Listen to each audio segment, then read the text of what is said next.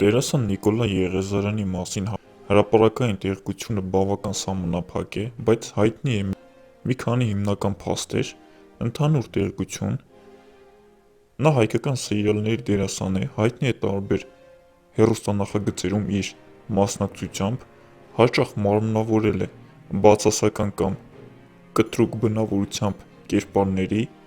ինչի պատճառով հանդիսատեսը երբեմն նրան նույնացրել է իր դերի հետ։ Ինքը նշել է, որ իրական կյանքում այդպիսին չի, թեև բնավորությամբ էմոցիոնալ է։ Գոյամարտ սերիալում նա խաղում է Ավո անունով կերպարը։ Նա ընդգծված է սերիալի դերասանական կազմում, անձնական և հետաքրքիր փաստեր։ Նախկինում նշել է, որ փողոցում մարդիկ երբեմն արձագանքել են իրեն, իր խաղացած կերպարներին,